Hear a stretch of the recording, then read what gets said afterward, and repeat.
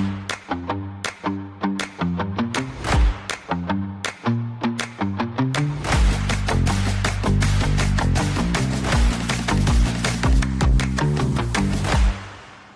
Hi everyone, I'm Sophie Milburn, editor of the MSP Channel Insights portfolio, and today I'm joined by Francisco from CyberPlus. So to start, could you introduce yourself, your role at the company, and a little bit about what the company does?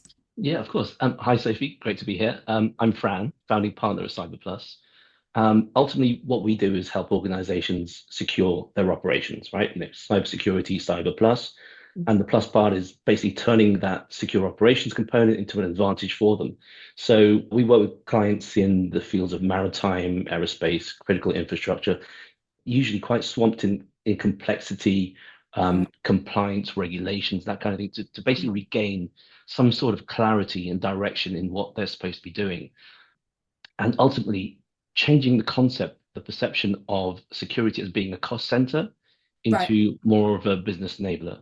CyberPlus is a TeamViewer partner. So what kind of initially attracted you to working with TeamViewer, and how does the partnership support the services that you deliver for your customers? Do you know how many devices TeamViewer software has been installed in since they were founded? I Can you don't. guess? Should have done more research. Yeah, apparently it's over 2.5 billion devices. Wow. So if you imagine everybody in the UK with 36 Mm. devices, right? It's around that kind of number. It's a huge amount. That's that's kind of a level of support, a level of trust in the brand Mm. that is actually really difficult to build. Right. So I mean, us being cybersecurity specialists, remote control, remote access is really important to us. Mhm. And so working with a partner who has built a name in that was kind of a no-brainer.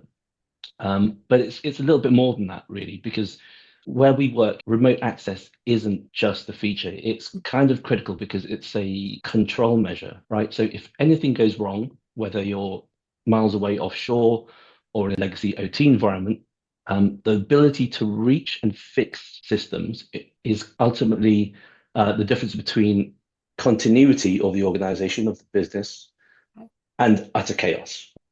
CyberPlus was founded in 2014. We've been running cybersecurity for a bit longer than that. I'm showing my age now. But what we've actually seen in security reviews over, say, the last 20 years is the same kind of pattern, right? So unmanaged access tools, forgotten credentials, and ultimately shadow IT that nobody knew that was running.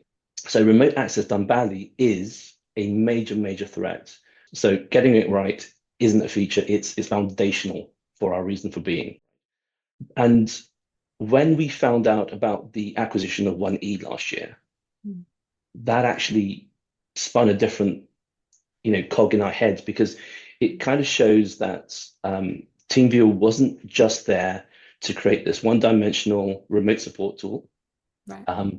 It was actually something that said, hey, this is a company that's expanding, that's changing, that's evolving into something that's much more integrated and in line, providing a different level of value to its organizations. And that actually really fitted in much better with what we wanted to do with the revised version of CyberPlus that we essentially kicked off last year. So that's when we said, yes, we're quite happy to be your first ever MSP. And I think the roadmap last week in Berlin was really sort of something that I was so looking forward to because that was something that was hinted at, but seeing what they're going to be doing with the product and how it fits in the entire thing from frontline to TeamViewer 1 to the whole DEX thing, Tensor, how it fits in perfectly with what we want to provide is brilliant. I was at the event as well, and it felt like we got a proper sneak peek into what was happening and a really I good glimpse know. of the future. So that was really interesting to I see. really wanted to share loads and loads of those snapshots. I didn't Yeah. actually do anything on LinkedIn in the end, but they kept on saying you're not allowed to share these slides. It's just top secret. This is Yeah. your eyes only. Yeah. Um, and it was nice. It was nice to see that it was all balanced. It was obviously the remote control aspect. That's what they're famous for. But Mhm. they brought in the frontline services for about 5 6 years ago now, Mhm. and that has so many applications that we've investigated. So it's not just the standard logistics, which I think is the highest application of the tool so far, but the way we work with their software, with TeamViewer software, is that we offer our clients both the frontline parts, the remote access part, which fits perfectly together, and then having that endpoint visibility and then the decks and stuff on top, it's an absolute game changer for us. From sort of like an MSP perspective, what are the key challenges that your customers are facing today when managing remote IT and operational and technology environments, and how is that partnership kind of helping with that?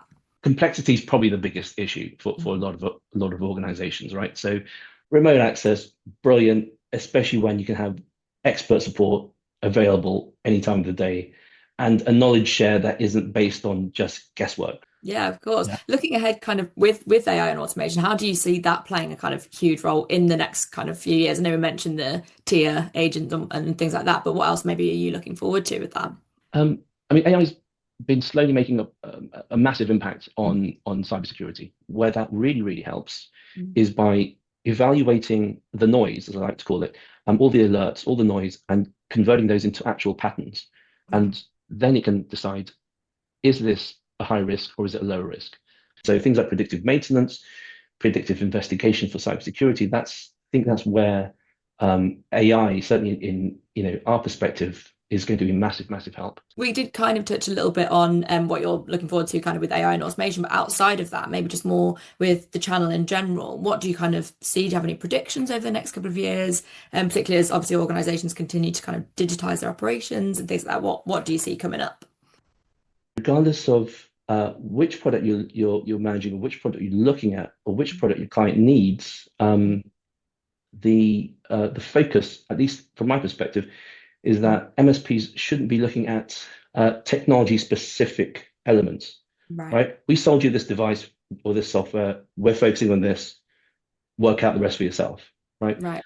Because for us, I mean, we've kind of created ourselves a reputation as being kind of holistic in our approach to Mm. cybersecurity. And so for everything that we're providing on an operational side, we want to do the same thing. So does the solution fit? How does it fit? Where do you save money? Where do you make money? What are your efficiencies as a business? What are the risks? Because we've got to manage the risks at every stage because we are fundamentally a cyber company. And I think clients, customers will start looking at their managed service providers, their Mm. service partners, and start actually identifying which ones are providing that value, because Right. they're not there for someone to just do what it says in the tin, just to do a tick box element. They're there for, I guess, visibility and insight and that kind of added value service Yeah. that will help them see things that they don't know. But I feel like I could sit and talk to you about this all day, but I Very won't take good. up any more of your time. So thank you so much.